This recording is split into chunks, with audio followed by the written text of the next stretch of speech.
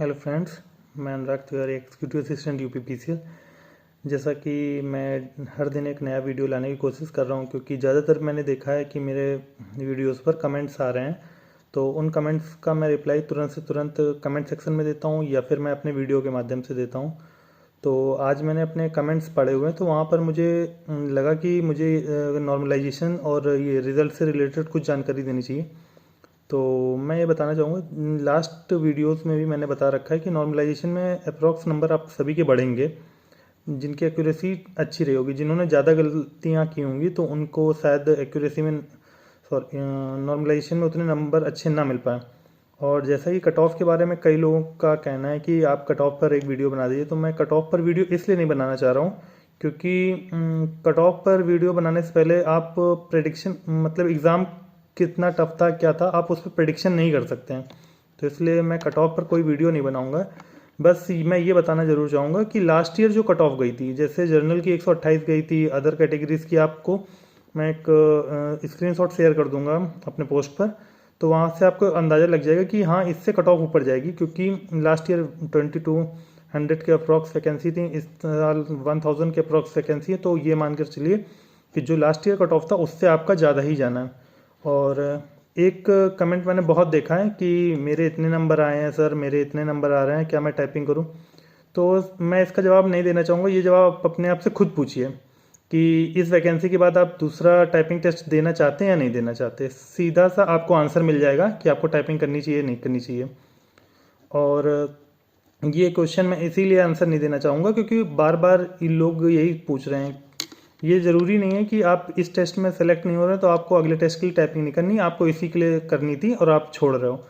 आपको typing practice continue करनी चाहिए, क्योंकि आप टाइपिंग सेक्टर में जब आ रहे हो, टाइपिंग सेक्टर की जॉब पाना चाह रहे हो, तो उसमें आप कई कैंडिडेट्स को पीछे छोड़ रहे हो जिनको टाइपिंग नहीं आती, तो आप उनसे आगे निकल के आओगे तो आपको जॉब ईजिली मिलना सुटेबल रहेगा। तो आप कोशिश करिए टाइपिंग टेस्ट अपना कंटिन्यू देते रहिए। कोई भी एग्जाम हो, इलाहाबाद हाई कोर्ट का आएगा, यूपी ट्रिपल एससी का आएगा, यूपी पीसीएल का आएगा, एसएससी का आएगा, आप सीएचएसएल भर सकते हैं। मतलब कई एग्जाम आते हैं जिसमें आपको टाइपिंग की नीड होती है। यूपीएसआई में भी क्लरिकल वैकेंसी जो आती है एएसआई की, तो उसके लिए भी भर सकते हैं। तो आपको टाइपिंग टेस्ट रेगुलर देना चाहिए मेरे अकॉर्डिंग। पर कई लोगों का बार बार कमेंट आ रहा, तो इसलिए मैंने ये आप लोग अपने खुद एनालाइज करिए कि आपको टाइपिंग टेस्ट देना चाहिए या नहीं देना चाहिए। अब कई लोगों को कन्फ्यूज़न हो रहा है सॉफ्टवेयर का कि सॉफ्टवेयर कैसा आएगा क्या आएगा, तो मैं बार बार रिकमेंड कर रहा हूँ कि जेआर टाइपिंग ट्यूटर पे आप लोग कंटिन्यू प्रैक्टिस किए, उसी से ही आपको ईजिली मिल जाएगा कि आपको क्या वहाँ पे टाइपिंग सॉफ्टवेयर का परफॉर्मा है। लास्ट ईयर वही था, पर मैं रिकमेंड इसीलिए बार बार कर रहा हूँ क्योंकि ये काफ़ी अच्छा सॉफ्टवेयर है। तो आप इस पर जब प्रैक्टिस करेंगे तो आपको ईजिली वहाँ पर इंटरफेस जो मिलेगा तो आपको शायद सेम ही मिले। मे बी इस साल अगर उनका सॉफ्टवेयर कुछ चेंज होता है तो आपको ऐसा नहीं कि जेआर टाइपिंग ट्यूटर में कोई दिक्कत आएगी। जेआर टाइपिंग ट्यूटर में जब आप प्रैक्टिस करोगे तो आपको वहाँ पे भी मेन टाइपिंग ही देनी है। तो सॉफ्टवेयर में कुछ बहुत चेंजेस हो सकते हैं ज़रूर, पर ये नहीं कि बिल्कुल सा ही चेंज हो जाएगा। क्योंकि कुर्तीदेव पे मांगा है, तो आप जब कुर्तीदेव सीख जाओगे तो आपको कोई भी सॉफ्टवेयर दिया जाएगा तो आपको उसमें कोई दिक्कत नहीं आएगी। तो आप कोशिश करिए जेआर टाइपिंग ट्यूटर पे। और ऑनलाइन टाइपिंग के लिए सबसे बढ़िया वेबसाइट है, मैं इंडिया टाइपिंग रिकमेंड करता हूँ, तो आप उस पर प्रैक्टिस कर सकते हैं। और कीबोर्ड के बारे में मैं डिस्क्रिप्शन में लिंक डाल देता हूँ। इसके लिए मैंने पहले बता रखा था कि किस किस टाइप के कीबोर्ड आप यूज़ कर सकते हो। तो 2 से 3 तरह के कीबोर्ड आप कोशिश करिए। अगर आपके पास एक कीबोर्ड है तो एक कीबोर्ड और ले लीजिए और आप कोशिश करिए उससे भी टाइपिंग करिए। 2 कीबोर्ड आपको ज़रूर टाइपिंग करने चाहिए। अब वहाँ पे कुछ लोग पूछते हैं कि सर छोटी कीज़ आती हैं या बड़ी कीज़ आती हैं, हार्ड कीज़ होंगी, सॉफ्ट कीज़ होंगी। तो वहाँ पर आपका सॉफ्ट इंस्टीट्यूट में जब आप जाओगे तो वहाँ पे आप चिल्ला कर ये नहीं कहोगे कि मुझे ये नहीं, ये कीबोर्ड चाहिए, मुझे ये वाला चाहिए। तो आपको जो कीबोर्ड मिलेगा उस पर आपको प्रैक्टिस करनी पड़ेगी, उसी पे आपको टेस्ट देना पड़ेगा। आपको टाइपिंग के पहले थोड़ा सा टाइम दिया जाएगा कि आपकी कोई ऐसा ना हो कि कीज़ ना चल रही हो। तो आप कोशिश करिएगा कि 2 से 3 तरह के जब कीबोर्ड आप चला चुके होगे तो आपको हर तरह का कॉन्फिडेंस आएगा कि मुझे तो किसी भी अब टाइपिंग करने में कोई दिक्कत नहीं है। और बैक स्पेस इनेबल के लिए बार बार क्वेश्चन आता है, तो बैक स्पेस इनेबल रहता है, उसके लिए टेंशन न लीजिए, आप अपने वर्ड को रेक्टिफाई कर सकते हो। और फिर एक का कमेंट, भाई का कमेंट आया हुआ था कि मेरी टाइपिंग स्पीड क्या थी। तो मेरी टाइपिंग की स्पीड उस टाइम जब मैंने टेस्ट दिया था तो मेरी 45 से 49 वर्ड पर मिनट हाईएस्ट इंग्लिश में आती थी और 40 से 42 के आसपास हिंदी में आती थी। तो ये मेरी टाइपिंग स्पीड थी। और सबसे अच्छा मुझे एक चीज़ लगी एक भाई ने मुझे मेल किया था, वो अलीगढ़ पे ही थे, तो उन्होंने कहा आप मुझे कॉन्टैक्ट नंबर शेयर करिए। तो उनसे मेरी, वो शायद JPN स्टूडियो करके था, तो उनसे मैंने बातचीत करी। तो उनको जब मैंने टिप्स दे रखे हैं अपने वीडियोज़ में स्टार्टिंग में कि आप आल्ट कोड मत यूज़ करिए, तो उनको बहुत ही बेनिफिट लगा। कहते हैं आपने सर बहुत ही अच्छी चीज़ बताई, मैं आल्ट कोड याद करता था तो उससे मेरी टाइपिंग स्पीड स्लो होती थी, मैं कभी कभी भूल जाता था, तो मैं उसको याद करने की कोशिश करता तो उतने में मेरी टाइपिंग स्पीड धीमे आती थी। उनकी स्पीड 9-10 वर्ड पर मिनट आ रही थी, और इस समय जिस दिन 2 दिन पहले उनसे मेरी बात हुई थी तो उनकी स्पीड लगभग 15-16 वर्ड पर मिनट आ रही थी। वो थोड़ा सा डर रहे हैं, पर मैंने उन्हें मोटिवेट किया कि आपको डरना नहीं है, आपको बस कीप ऑन प्रैक्टिसिंग वाला जो मेरा डायलॉग है, आपको परमानेंट उसी पे ही फोकस रहना है। जितनी ज़्यादा आप प्रैक्टिस करते जाएंगे उतना ही आपके लिए बेनिफिट रहेगा।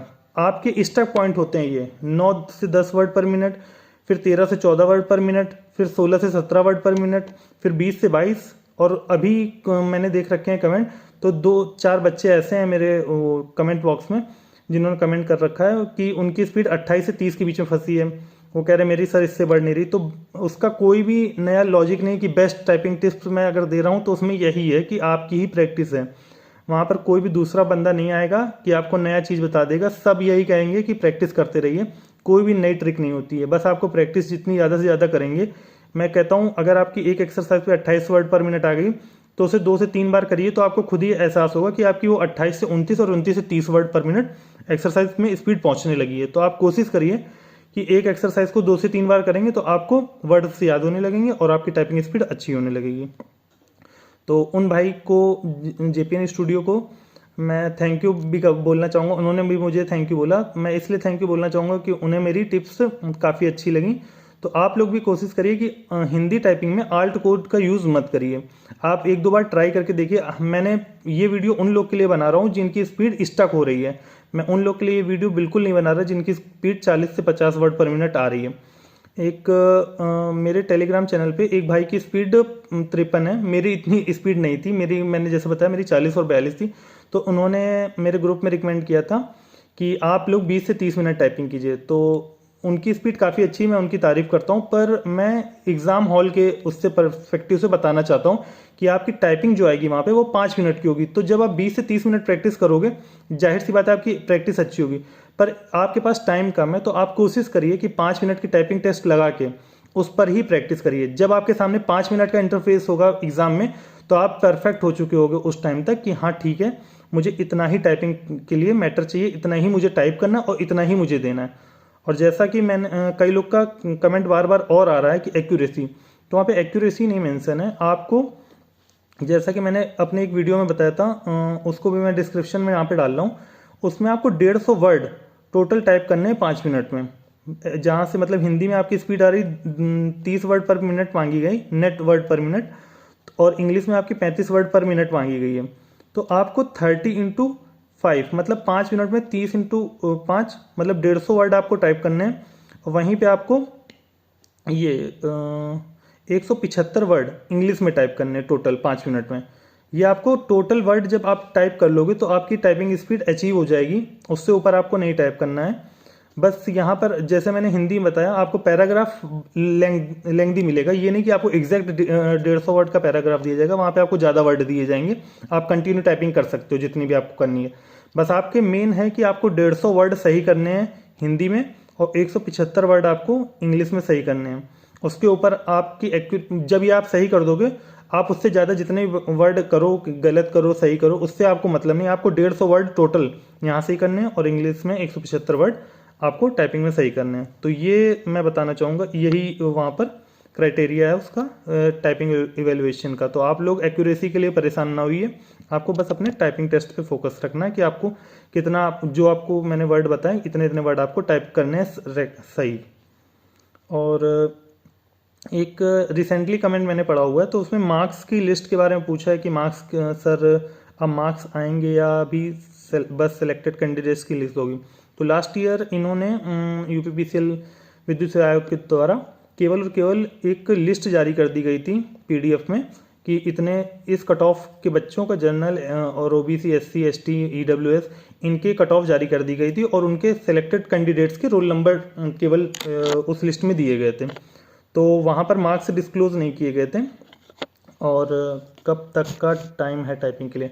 तो टाइपिंग का टाइम आप ये मान के चलिए कि अभी आपके ऑब्जेक्शन, जैसे मैंने लास्ट वीडियो में बताया था कि ऑब्जेक्शन ख़त्म हो चुके हैं, तो जिस दिन आंसर की आ जाएगी उससे आपके ये मान के चलिए 15 से 20 दिन के अंदर पूरी टाइपिंग करा दी जाएगी।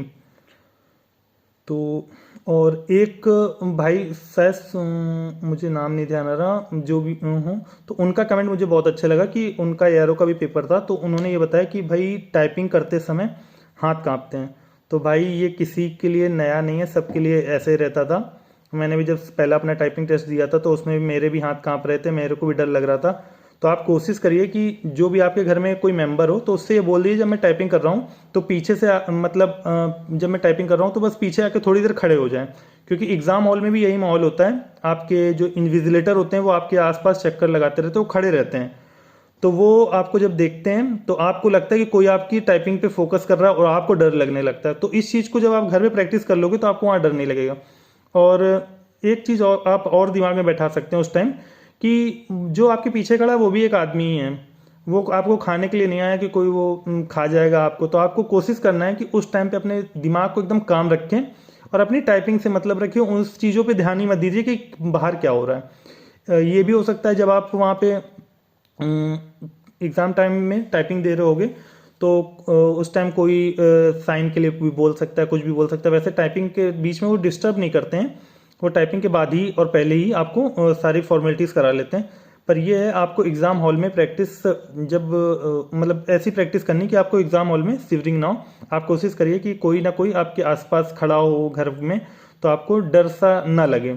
ये 2-3 बार जब आप प्रैक्टिस कर लोगे तो थोड़े दिन बाद आप, और मेरी बात ये आप दिमाग में रखिए हमेशा कि सोचकर कि मुझे सामने वाले आदमी से कोई फ़र्क नहीं है, कोई क्या कर रहा है क्या नहीं। एक दूसरी चीज़ ये और होती है एग्ज़ाम हॉल में सबसे मेन कि आप मेरी तो कीज़ में आवाज़ नहीं आती थी। जब मैं धीमे धीमे टाइप करता था तो मैंने देखा कि मेरी कीज़ में आवाज़ नहीं आ रही और आसपास के कंप्यूटर में इतनी तेज़ आवाज़ आती है कि आप लोग को डर लगने लगता होगा। मुझे तो लगा था, और किसी को लगा और ना लगाओ, मुझे लगा था कि ये क्या हो रहा है। पर मैंने अपने आप को लगभग 10-15 सेकंड काम रख के अपनी धीमे धीमे टाइपिंग स्पीड, लगभग शुरुआत में मैक्सिमम रही होगी मेरी स्पीड 30 के आसपास, और फिर मैंने धीमे धीमे अपनी स्पीड 2 मिनट के बाद रेस करना शुरू किया टाइपिंग टेस्ट में।